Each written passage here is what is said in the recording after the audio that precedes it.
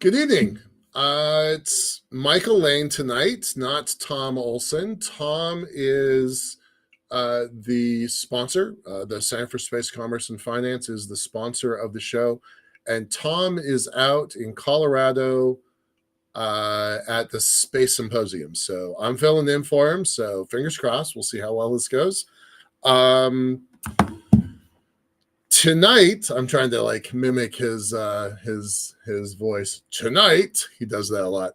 We're going to talk about spin launch makes a big pivot. NASA is looking for some private missions. News about the Fram-2. Everyone's talking about the Arctic, but I think the interesting thing is West Coast splashdown. And we've got a great guest, someone I've known for, I think, 22 years on our show tonight, Manuel Cuba. And with that, we'll start the show in just a moment. Sean?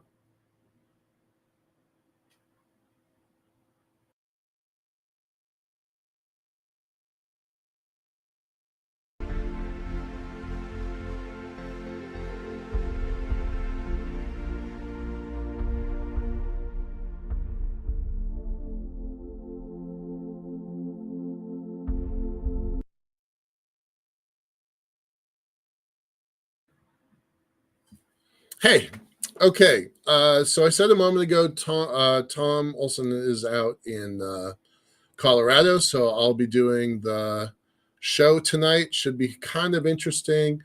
Let's just jump. We'll talk a little bit about the center. We'll talk about some news, and then we'll go to our guests in about 10, 15 minutes or so. So, as always, we start the show talking about the Center for Space Commerce and Finance. I've been involved with them for years now. Maybe it's not 10 years, but it's somewhere in that range. It's a great organization. We love having them as a client, and they've done really great work in the world. The center spun out of the what's it called? The Space Frontier Foundation, and they have given out, committed $400,000 in prizes over the last about 15 years or so. They run a whole series of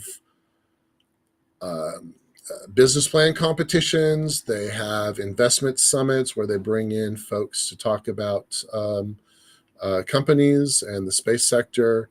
And most recently, they started the Space Micro Grant Fund, which is a no strings attached grant to small companies. So it's $1,000.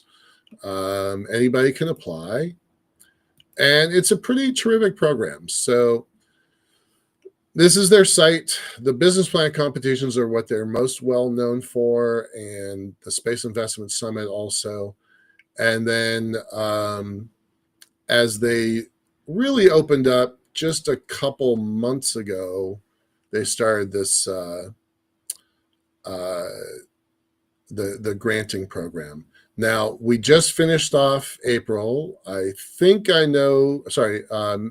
March. I think I know who the winners are, but we haven't quite announced it yet, so we'll do that soon.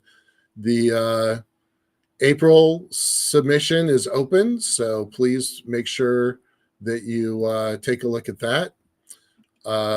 We've had several of these guests on our show. This one was pretty memorable to me.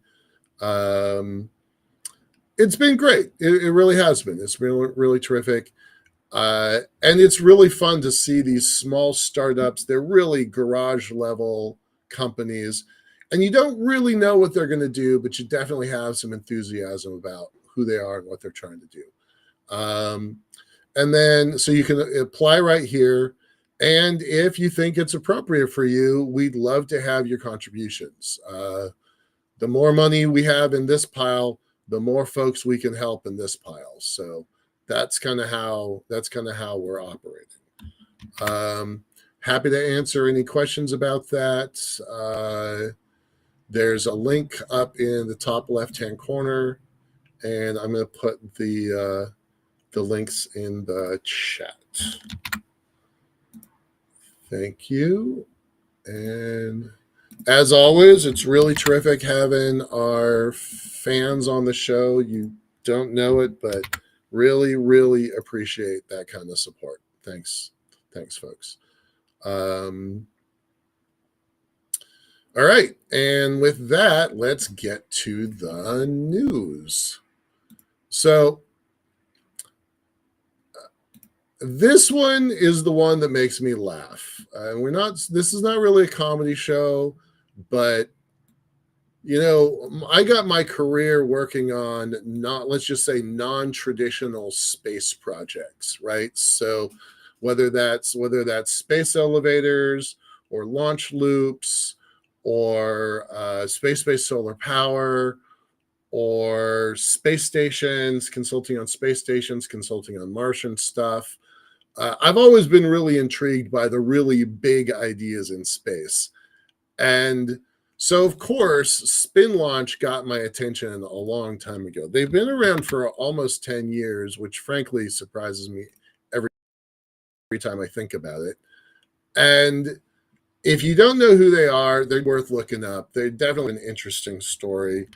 But they're the ones that want to use centrifugal acceleration to launch you to space in a centrifuge. And frankly, it's bonkers. I think it's pretty neat. As a concept, it's been in science fiction for forever, 50 years, 100 years. This author, Eric, I really admire Eric as an author and Ars Technica as a source. He's like, but the company is no joke. And they have put a lot of cool videos together, which gives you some hope for the future. But they went quiet, and they went quiet for a long time. COVID was really rough on them. They had raised some money, but then didn't get a lot built. They did build a small level prototype. They actually really did build a small prototype, but they raised $150 million. And I would think, if you have $150 million in the checking account, you can build more than a small prototype. So I'm a little perplexed by that. And, as Eric says, it's unclear if they ran out of money or hit some other technical problem.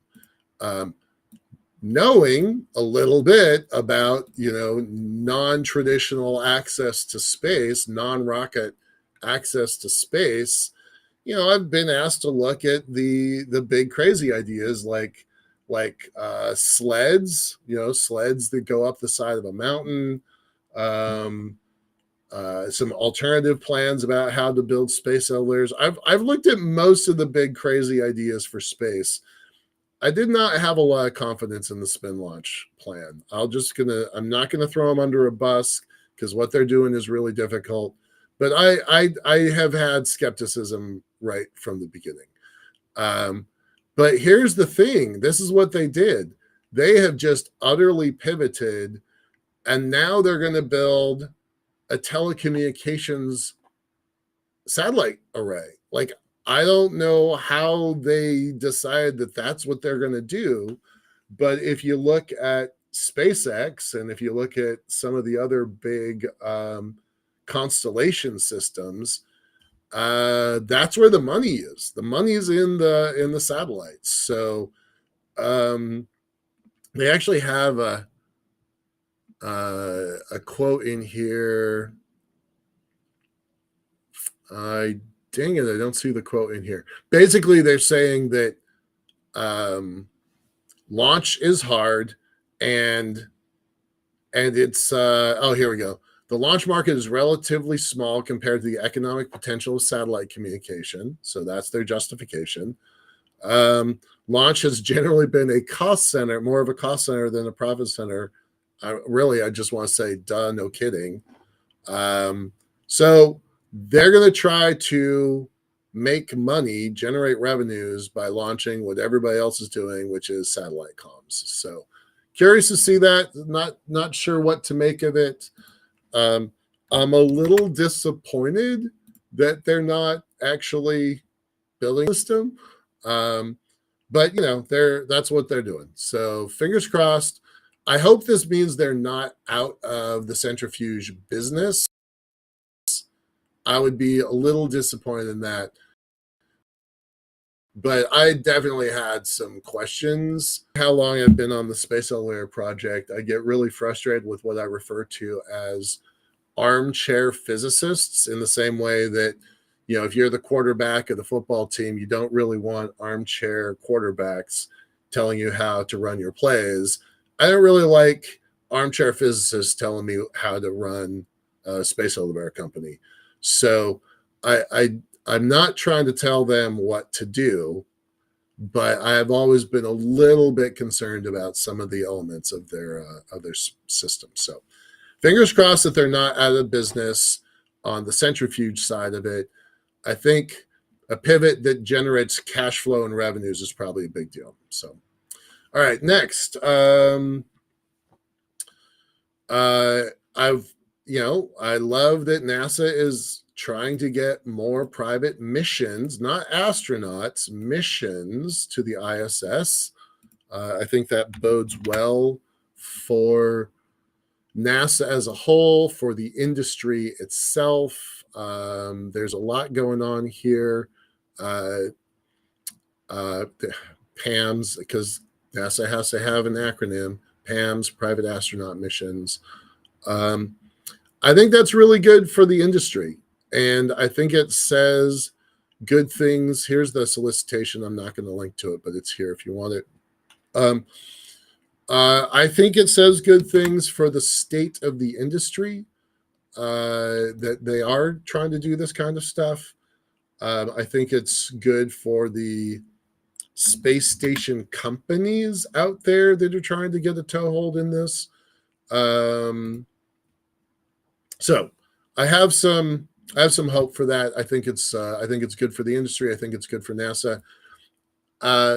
Subtext in there, I do think it probably says good things about Jared Isaacman's confirmation hearing that's coming up this week, because that's kind of how he got his claim to fame, as being a private astronaut and financing a mission, three missions. So 2 have happened and 1's in development. So I think that's a big deal. I hope that everybody else understands that. Todd, I appreciate that. With my experience, I can be opinionated. That's one of the chats. I like that. I appreciate that. Morty, the rocket equation on steroids is its flaw. I think there's some truth to that. I've been really concerned about, just to back up, they're not expecting the spin to get everything to space. What they're doing is trying to get the spin to get the first 10,000 feet, the difficult, I'll say kind of the hard part of space. And so max Q is the moment that you get out of the vacuum of the spin cyclotron, or whatever the hell they call that thing. You basically just hit a wall of air, get up to, I don't know if the number is 10,000 or 15,000 feet. It's something in that range. And then at that point, you light the engine and fire off with a rocket. So your first stage, they're still doing 2 stages to orbit, but the first stage is using mechanical energy to spin you and launch you. So I don't really feel like they're still dealing with rocket equations. So it doesn't just go away. And then Doug's saying, uh, how is it that spin launch came out so strong all of a sudden with a fairly large functioning spin launcher? It's not a very large spin launcher. It's a good demo. I don't know how much it costs. I don't know how much they spent on it, but it can't do the things that they said that they wanted to do. So I'm curious what happens next.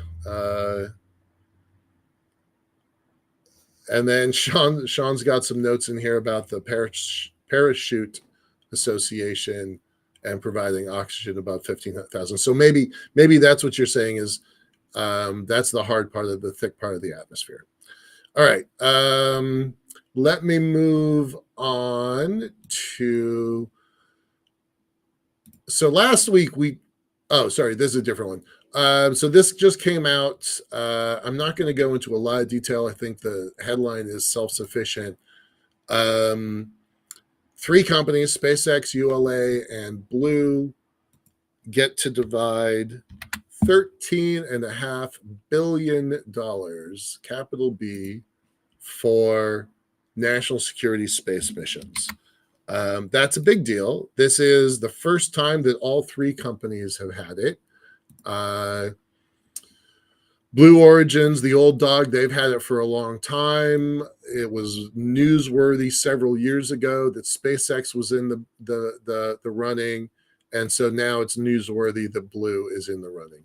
So it is what you think it is. There's not a lot of surprises in here.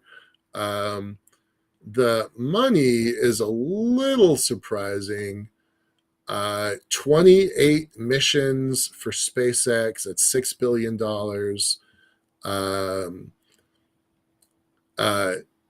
If you do the math, I have not, but ULA gets 5.3 billion for 19 missions. So do the math.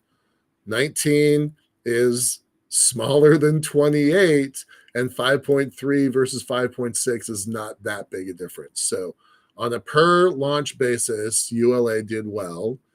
And then Blue gets 7 missions for 2.3 billion. I really am curious how they figured out the math there. So this says good things for the private launch industry. The more we see that, the better off the industry as a whole is. Just to put that in perspective, POTUS just today posted that it's a $1 trillion defense budget. That's a capital T. Capital T. It's the first time we've actually crossed over to the $1 trillion threshold. I really can't tell you whether I think that's good news or bad news, because I've got a lot of mixed emotions with that. But that's and to have 13 billion for launch, it puts it in perspective. So that's where we are. Another interesting news item, I think. Everybody's been paying attention to this FRAM-2 mission that went over the Arctic. We talked about it last week. I think it's pretty cool. I don't necessarily have the same enthusiasm about Arctic to Arctic, pole to pole missions that other people do. I think it's cool. It feels a little bit like a gimmick, but great. Good that we do it. We haven't done it before. That's useful. What I think is interesting, what I think is maybe important, is now SpaceX is getting West Coast landings. You know that I've talked about SpaceX a couple times. God, almost every week we have some news article about SpaceX, and that's because they're the 800 gorilla in the game. But what I think is interesting is they used to do West Coast retrievals, and then they stopped, and now they're doing them again. I think that means good things for their development of point-to-point suborbital. They're doing some testing of point-to-point suborbital out way south, a couple hundred miles south of the Hawaiian Islands. They've already announced that when they go orbital, when Starship ultimately goes orbital and fully does the complete mission, whatever that is, Hawaii or something like it was going to be one of their splashdown sites. So what this tells me is they're gearing up for that future that was described a couple years ago about 3 launches a day, 3 retrievals a day. The only way to do that, we've talked about the bottlenecks of spaceports already several times, but splashdown sites and retrievals are just as important to that 3-a-day mission plan that they've talked about. So having a second site is really important for the industry. So Fram 2 was cool. Splashdown on a second location, I think, is probably actually more important to the long haul of the industry. I think that's about one last thing. We talk about the intersection of space and money all the time. This is a new accelerator, just came online. I actually don't know that much about it, but if you succeed, it's worth $500,000, and you probably get to go to your flight. You probably get to send something to the ISS. So it's an interesting package. I know some people in our audience would be we qualify for that kind of. Oh, I'm not showing it. Hold that thought. Sorry, this orbital edge accelerator to get to initial funding. One thing I do really like is some of these partners. I actually have a lot of frustration with CASIS. I'm just going to say that out loud. We have submitted stuff to CASIS 6 times. They're the ones who run the American portion, the national lab portion of the ISS. We've submitted to them 6 times, and we always get denied. It's a pretty frustrating process. They have 10 years ago when we were submitting to this, they had a strong bias towards biotech. They say they're interested in material sciences, but I have not got proof of that. So, but it's an interesting org. This one I actually have a lot of faith in. I know these folks reasonably well. So because these folks are in, I think that kind of evens the playing field a little bit. And I think that's all I'm going to say about that. So anyway, it's out there. If you're interested, if that fits your business model, I'm going to recommend it. Okay. And with that, I'm gonna move over to our guest. Before I do that, I want to always remind everybody that this program doesn't happen without your generous support. So please consider either the QR code or going directly to the Space Microgrant site. So, and with that, I'm gonna bring in our guest. Let me stop sharing that.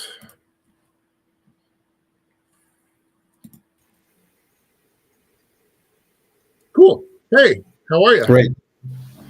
Great. Good morning, good evening, everybody.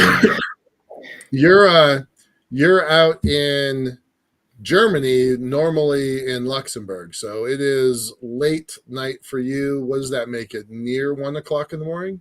No. I wish 2:25. 2:25. All Yay. right. Thank you so much for being up in the middle of the night on our show. So Yeah, thanks a lot. Um, My pleasure, Mike.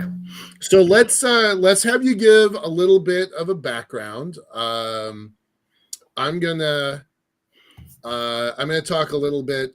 Um, no, you know what? I'm not. You give your background, and then I'll chime in. How's that? Okay. So we were talking earlier how I got into space, and maybe the story changes a little bit with each passing year. Yeah, because some memories go away, others come in, Sure. close to 50. So some of our listeners might understand what I'm saying. Um, Maybe let's start from the very beginning. No, I'm pretty much a child of the 80s. So when I was growing up, I was exposed quite a bit, a lot of media, Hmm. the usual suspects, no, Star Wars, Battlestar Galactica, some anime cartoons from back in the day. So space was kind of the background for me, but not really something to embrace. I didn't tell the audience before, but I'm born and bred in Peru. Peru. So Yeah. Yeah. yeah, so you can imagine back in the 80s, the country was not in the best situation. There was a lot of political violence, Maoist groups trying to take over. So yeah, that's what we were busy with, not Yeah. developing a country, just trying to survive. So yeah, space was not really a thing. So I started to dwell into computers. That was the closest thing to technology. Funny thing, my first computer was an NCR PC4i, which was manufactured in Germany. I think in Stuttgart. I don't remember well.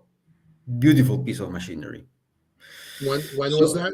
When was that? oh, 1987, Yeah. 1986. Okay. The year, it's very difficult for me. I really didn't like computers. We had a couple of our TRS-80 Radio Shack computers in school. Oh my I god, had those in my school. Yep. I hated them. Yep. And later they changed to a Tandy 1000. I think they were from Radio Shack. I don't remember. Yeah. Yep. But anyway, that computer was my entry into technology. And then I went into an industrial engineering because I really didn't want to spend my life in computers. Yep. I had been too much exposed to them. And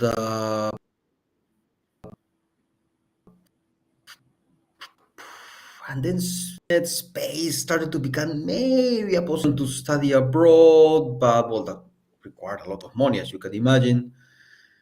And then by chance, I managed to get an internship at the Peruvian Space Agency, CONIDA. Right. And in CONIDA, I had access to the internet, but broadband, not dial-up, not the beep, boop, Right. bap. No, Right. no, no. Right. It was Right. broadband. Yeah. So I didn't have to wake up at 2 a.m. to access the cheapest rate possible because now I had full access to the internet. And on top, they had this beautiful library of old NASA books that had been donated back in the 70s or 60s. I don't remember. So there were these old manuals. That was wonderful. Those 3 months were wonderful. I think I downloaded half of the internet uh, while doing my internship, by the way. Right. Yeah. Yeah. Yeah. Yeah. So yeah, then I realized, oh my God, this might be an option actually. And then finally we got broadband at home, and that's where we made the connection because I saw your post in a forum asking for people to work at what was back then 1,000 planets. Yeah. And that's how Yeah. we met. That's how we started working together. Oh my God, 25 years ago. Yeah. 25 years ago. And then I switched to high lift systems back in the day. And then high lift systems went down the drain. Right. And that's when I decided, okay, I have to switch to IT because I needed income. No? Right. Yeah. So I started working for Hewlett Packard down in Peru. Um, I stayed there for a few years. I went back to create a startup with the family. Then I went back to Hewlett Packard. but it was not really my thing. I still had this calling for space. Hmm. Unfortunately, the US market was not kind of an option for me. I had to go there and study, and it was very expensive. But there was the International Space University. So they first offered me a very nice scholarship back in, oh my God, must have been 2007, 2008. I don't Right. remember well. Right. But I said no because I had my nice job in Hewlett Packard. Right. Why would I give that up? Yeah, I said thank you, but no, I have a very nice job. Unfortunately, the job became very difficult for me. It was the amount of work was too much for me. Yeah. So I had to take a leave, actually, a sick leave from the company, and finally I left. By coincidence, ISU contacted me again, and they told me, "Hey, that scholarship we talked about is still there, and this year the how is it called? The summer session program is going to be NASA Ames." Right. So I said, "Okay, this is my chance." So I sold everything I had. I managed to collect every single penny I had. Literally, I was squandering for the pennies from previous trips to the US. Right. And then I went to ISU, no, and I did my first 2 or 3 months in NASA Ames, which was great because I managed to make a lot of connections. I met people who actually later introduced me to my future employer, SES, SES. in, Yeah. in Luxembourg. And then I went to Strasbourg to finish the master. And in Strasbourg, my advisor was Walter Peters, Oh yeah. Great. Yep. to whom I continuously said, I want to go to SES, I want to go to SES, I want to go to SES. Right. Not only because the company was quite interesting for me, it was this business side of things that was not that much the technical side of space, no, which was maybe a little bit above my pay grade. Right. And I managed to get the internship. Then afterwards, they offered me a number of short-term contracts. I managed to bring in the money that they wanted, so I became a full-time employee in Terrific. 2012. And I stayed in So SES. mostly in a biz dev role, in a business development role, not as I an was engineer. Yes, I was pretty much writing proposals for 12 years. Yeah. Okay. That's Okay. it. I was writing proposals, going to events, Hmm. selling for 12 years, services for satellite communications. I was also selling, writing proposals for grants from the European Space Agency, mostly the European Space Agency, also other organizations, but mostly them. And I did that for 12 years. And after those 12 years, I wanted to have a family, I wanted to have children, and the job was not very compatible with that. So I left the company in good terms. I'm Yeah. still a consultant for them. And I created a Helix Space. Actually, I'm a co-founder of Helix Hmm. Space.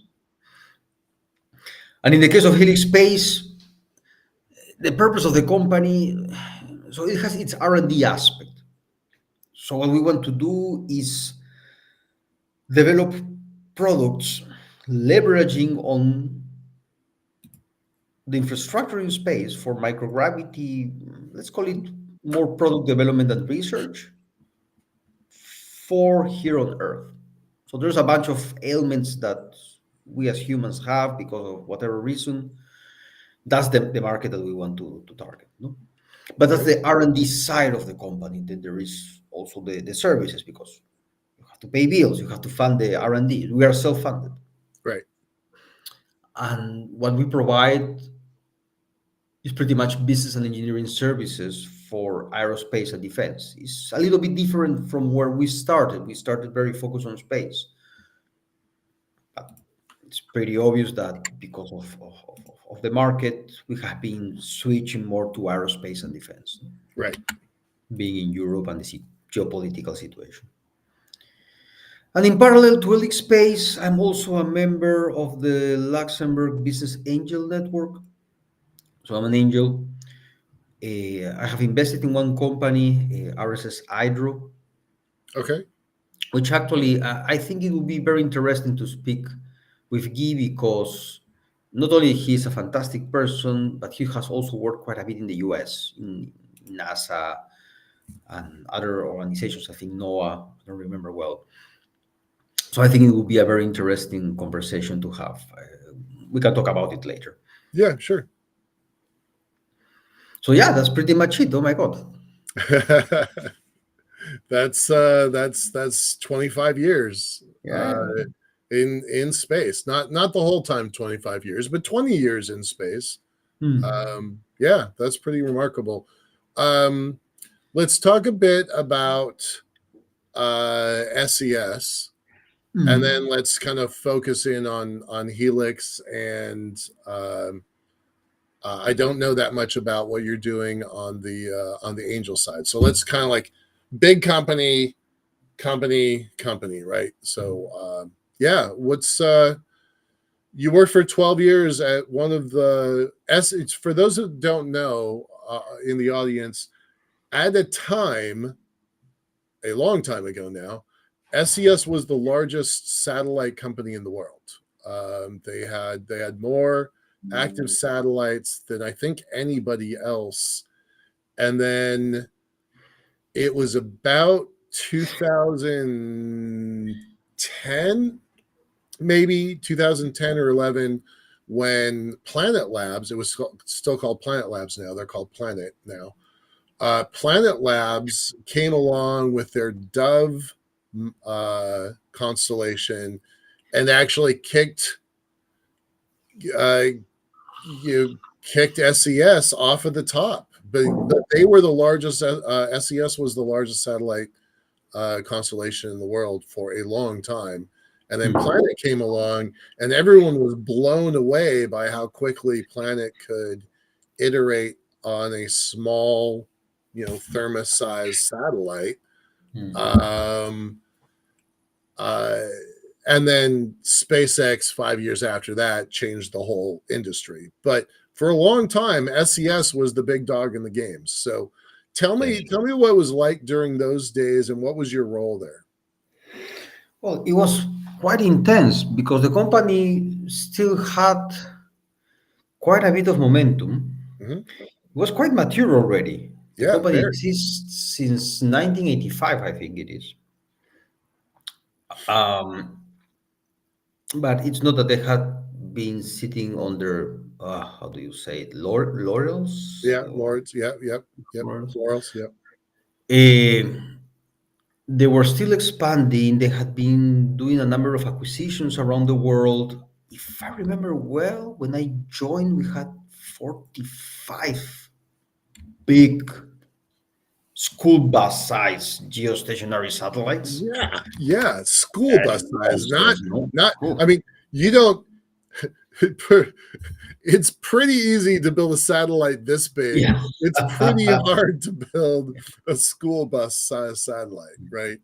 Yeah, It's funny that you mentioned Planet because I swear to God that when they did a tour in NASA Ames, yeah, right. we They were just getting stumbled with started. one of the offices where they were, Yeah, I don't think it was called Planet back then. They were building some stuff and they were little, I don't know, Arduino size yeah, thingy. I mean, yeah, kudos for them, no? yeah, yeah, But I'm almost sure about, I think a few days later we visited Space Systems Loral and there was this monster SL1300 being built.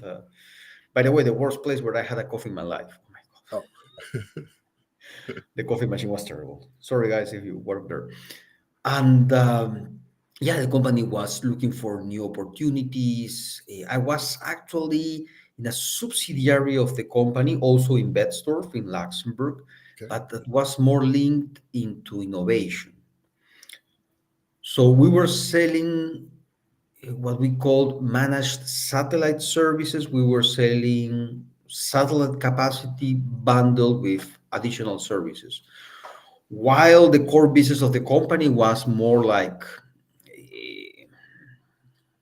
I don't want to say direct TV, but the direct to home direct to home. services, Yeah, where they will pretty much sell not only raw capacity to major channels here in Europe, which by the way, there is a beautiful movie where SES kind of appears. It's called Goodbye Lenin.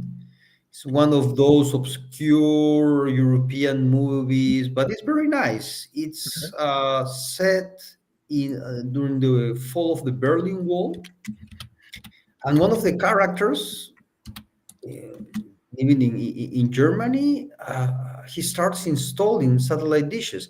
Those satellite dishes were for connecting to the Astra satellite. Huh.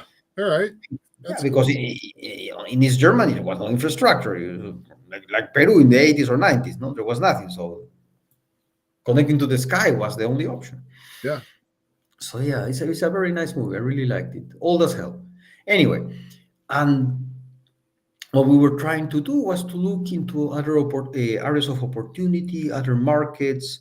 So, for example, we were involved. The company is still involved, yes, in Galileo, which is the European equivalent of GPS. Hmm. So we were providing satellite connectivity services. The project was very cool. It was for connecting the different sites that Galileo has around the world. It's like 18 or 22 or 25. I forgot the number. So there are all these little islands and I don't know territories around the world that are still under European jurisdiction. Can be France, can be I don't know who else. Maybe the British. Yeah. I'm not sure anymore. But anyway, the European Space Agency has sites at these places where they are entitled to do stuff for satellite communications or observation, navigation, whatever. So we were installing these antennas to communicate with our satellite network to Cool. provide a communication service for Galileo. Okay. So we were looking into new opportunities like that. I remember also we were writing this proposal. Oh my God, that was intense for EUMETSAT, which is our equivalent of NOAA. Okay. Yep. No, not really, but more or less. I mean, it's for they operate weather satellites. They are also a very big satellite operator, and it's kind of unknown around the world. It's funny because I was just reading about in space news an article of how the space sector has a communication problem, and I think You they don't really, tell their story very well. It's true. yeah, they really hit it on the spot. So yeah, we were looking into different things. By the time I left, wow, I was working on this huge 5G proposal for the European Space Agency. Right. We were also exploring Earth observation. So anyway, the company was always looking for new opportunities, but you could already see that the not only because of the competition back then. No, I think that when I joined SES, there were 30 competitors. When I left, without SpaceX, there were in geostationary orbit 45 or 52. Wow. So yeah, it became crazy. Every country wanted a satellite. It was a big discussion in Peru, for example. Yeah. They wanted to use this all-in-one shop that the Chinese offered. Hmm. Actually, we were visited by the Peruvian ambassador back then, and he asked our CEO, "Hey, why are you don't have Chinese satellites?" And there was a good reason for that. No, we provide services to the U.S. government. There are certain requirements, and it's not that simple or clear. But yeah, the competition was everywhere, Yeah. and it became very difficult because a lot of these competitors didn't really want to be profitable. There Wow. were national programs, Oh, so right. They had the different priorities. Sure. Sure. Sure. Sure. exactly, so Um, they can really disturb your market. Brazil was starting to build some stuff. Those what time frame are we talking about here? What year? 2016, Yeah. 2015.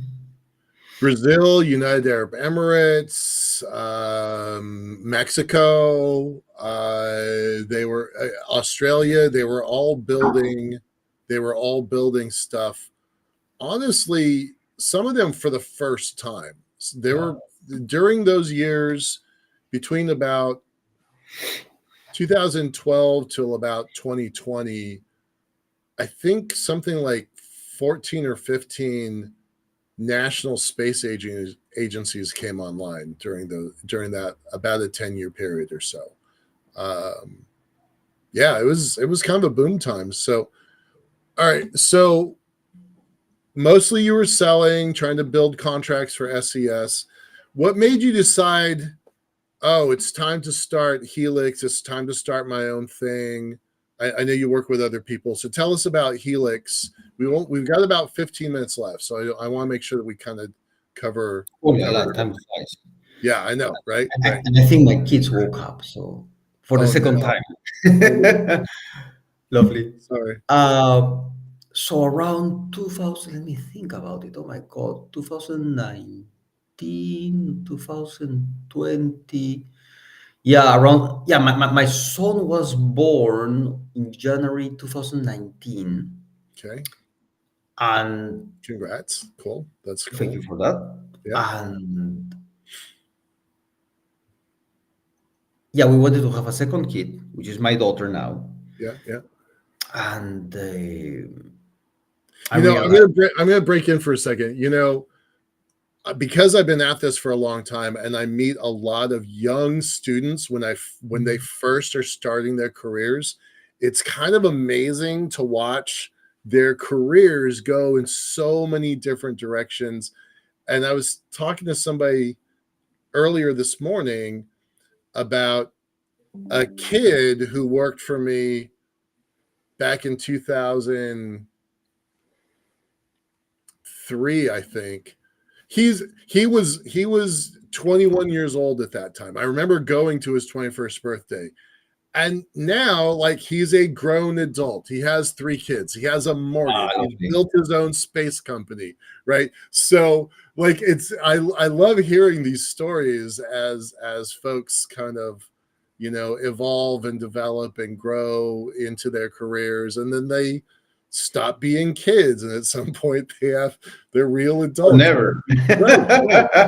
Oh, no, I just think it's really great. I just really think that that part of the story is super fun for me. So, all right. So 2018, 19, 20, you're transitioning. Okay, go ahead. Yeah. Yes, I really wanted to spend time with my children. I actually took something that I really enjoyed. It was a full-time parental leave with my son for six Nice. months. So Very I spent cool. 6 months, the whole day with him. It Great. was beautiful. I really enjoyed it. And I wanted more of that, no? So with my wife, we agreed, okay, I'm going to leave SES. I'm going to go on my own. It was Mhm. kind of a leap of faith because, Yeah. well, no contracts, nothing. Um, Actually, my first customer was SES. Okay. So That's yeah, easier. pretty much I continued with them for a few months, Yeah. and the company started. So from the beginning, we had the idea to do this R&D thing. So I started to invest a lot of time to dwell, okay, what we can really do in microgravity. Okay. I wanted to, because yeah, in SES, it's not that I had time to look into this. It was a completely different monster. Yeah. Yeah. So Yeah. I started to really dig in forever. Really started to dig in, trying to contact these different service providers.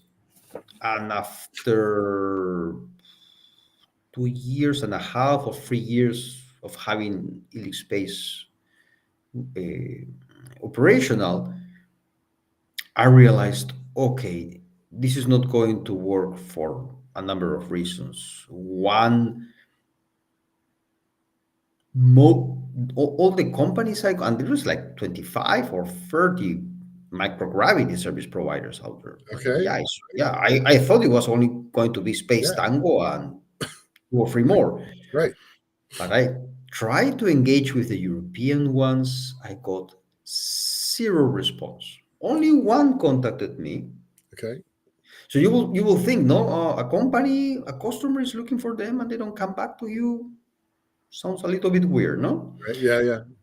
Eh, we even had a conversation with one of these companies. Oh my God, Jesus. We can talk about it privately, but I prefer not Right. to, Sure. to disclose it publicly. Okay. Anyway, we were actually contacted by Space Pharma. That Okay. was a very nice thing, and we explained them. But unfortunately, the conversation happened when I made a decision with my co-founder, which is my wife, because She's the PhD in systems biology, which obviously I am not. Right. So Yeah. yeah, she knows the, the technical side of things of doing the research in biotech. And that was already too late. We had said, okay, we are not going. We are going to postpone doing the microgravity thing for now. So yeah, I think that the ecosystem back then was very mature. It was not really business-like. I think a lot of these companies were just living out of grants. I don't want to deal with that. Yeah. Yeah. I must say that I never contacted Space Tango. It was always an option. It will always be an option because I think they seem to be quite professional. Okay. I still have to meet them. I assume they're still out there. Anyway, so instead of trying to do something in space, we decided, okay, let's do something closer to Earth, closer to market, time to market. We Okay. want Yeah. to be Time to as fast market. as possible because we need to generate revenue. Right. And one of the ailments that we found during our research that has no cure, in my opinion, as an engineer, it will never have a cure, is osteoarthritis. It's a Is what? horrible osteoarthritis. Arthritis. Okay. Arthritis. Yep. It's a horrible disease. It keeps increasing in the number of people being affected keeps increasing, but there's no cure. Okay. And the funny thing is that I kind of got it last year by chance. I got infected by a child virus because I was not born in this part of the world. Right. So I didn't have defenses for that. And because of my little children, they got it, but for them it was nothing. Yeah. But when you're 50, it really hits you. So I spent Okay. 5 days in the hospital. They didn't know what they had. They Wow. thought, oh my God, this savage man from the far side of the world, God knows Right. what virus he brought. No, it was a bloody child virus. And it attacked my liver, and I got arthritis in all my joints. I couldn't move them. It was horrible. It was like a mummy lying down. Right. Wow. Yes. Wow. All And right. I thought, my God, my God, really?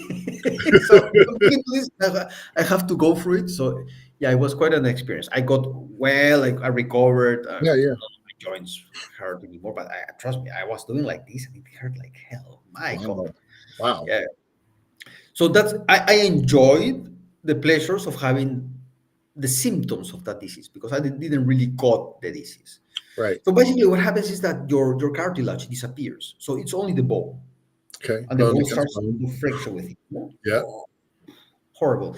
And the solution that they're trying to look for is more on the reactive side of medicine. So painkillers, Yeah. but The symptoms. nobody's really interested because usually there's not much money on this. Nobody's really interested on, hey, how can we keep your cartilage of Right.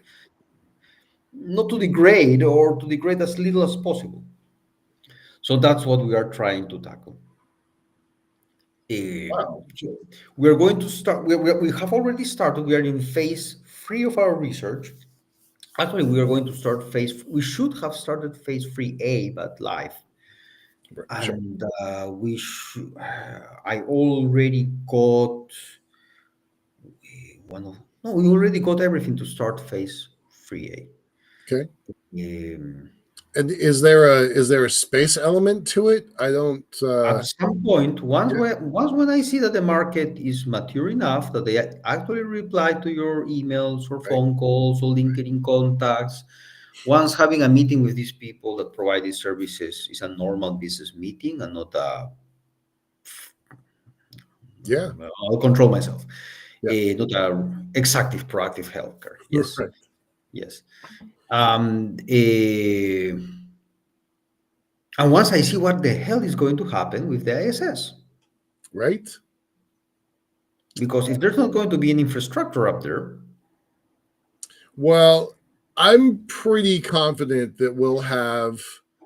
They talk about no gaps, like no gaps, and the idea is that yes, they will deorbit the ISS, but there should be, fingers crossed, there should be commercial capacity up there to to offset it. So whether it's VAST or gravitics or Axiom or Orbital Reef or Voyager, somebody's going to have a space station up there. So I don't think there's going to be a point where we don't have it, but it's a real question about when and who gets there first.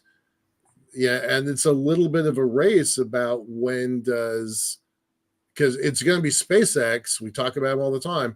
It's going to be SpaceX that has the contract to deorbit the station. So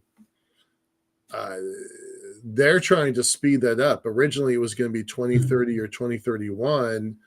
And recently, there's been news about 2028, which I think is way too soon. Way too soon. Imagine for a small business like mine, no? I mean, I hear different things the whole time. How can I make a microgravity research activity if I don't know the answer? So, Right. no, I keep with the terrestrial stuff. Actually, some of the stuff that we can do, we can actually do it at high altitude. Oh, okay. Which country has very high mountains? Yours. So yeah, so little by little, step by step, and this is a very long-term plan. I'm I talking was going about to say 10, you're not 15. moving your family to Peru tomorrow, right? No, no, no, no, no.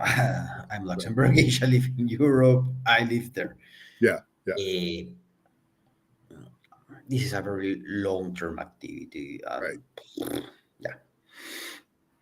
So yeah, that's the research part of the company. Oh my God, we only have 5 minutes. So Yeah. then there's the more service part of the company, where how we generate revenue, because we're a Yeah. company. We're not a startup. We are not a how do you call it, an organization that lives out of grants. Right. Yeah. No, zero grants. I did that for 12 years. No, Yeah. we are a company. So what we do is, for aerospace and defense, we help companies obtain funding either from the private sector or the public sector, or both. So in the Okay. case of Europe, and in the case of Luxembourg in particular, is the Right. Luxembourg Space Agency. They have a national program called Lux Impulse, which is managed by the European Space Agency, but I will not go into the details. So that's one service. The other one is that we work with a bunch of accelerators and incubators around the world, in particular Europe, Yeah. where we help them with the companies or startups that they're incubating or accelerating. So we have been. How easy is it? Our audience is mostly American, but not entirely.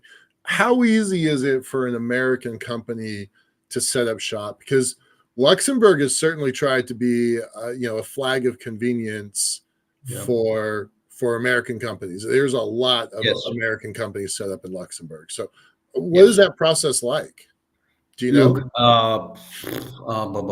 which reminds me, I have an American friend, and he has told me that I have to join the American Luxembourgish Chamber of Commerce. Yes, Okay. so I have to do that. Anyway, depends on the country. In my opinion, and not because I live in Luxembourg, it's not because I'm Luxembourgish, but Luxembourg is the top option. Okay.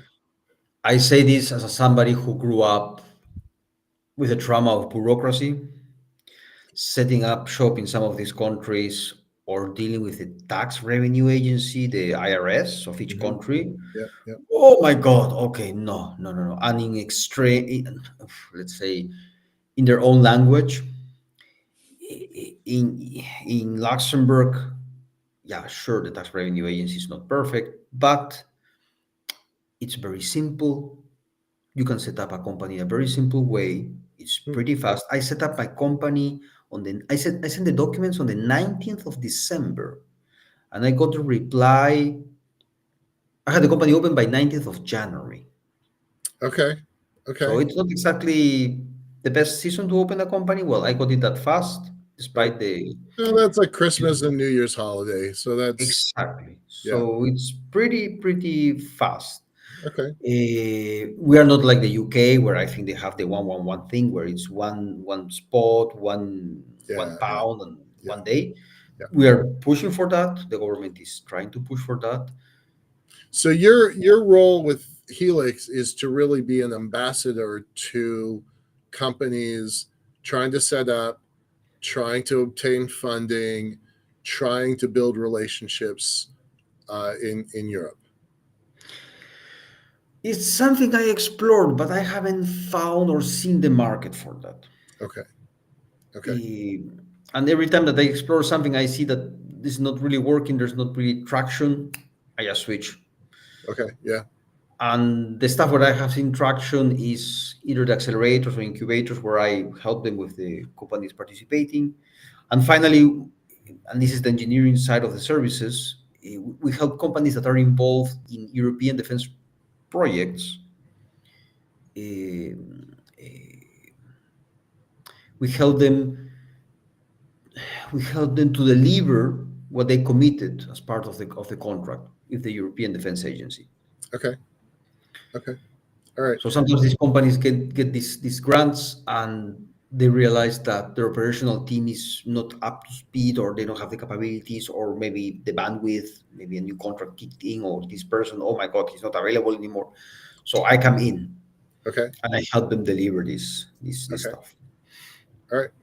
So yeah, All right. I hate to say it, but it's time, so I know. we have to sign off. Um, uh, Manuel Antonio Cuba, it's been great talking to you. It's been years since we've talked. It's really kind of terrific seeing your path in this industry. Managing Director of Helix Space. Appreciate having you here. Thank you. A pleasure, man. Stick around a second. All right. Take All right. Thank you, everyone. Appreciate your time. This has been a fun show filling in for Tom. He'll be back next week. Actually, I think he'll be back on Thursday normally. We might have some highlights from the Space Symposium in Colorado, so stay tuned for that. As always, we appreciate the viewership and the like and share and subscribe and all do that stuff. And if it's within your budget, we'd certainly appreciate any donations at spacemicrofund.com. And with that, I'm not going to do it justice, but I'll try. This is Tom's line. Keep watching the skies. All right. Thanks, y'all. Appreciate it. Bye-bye.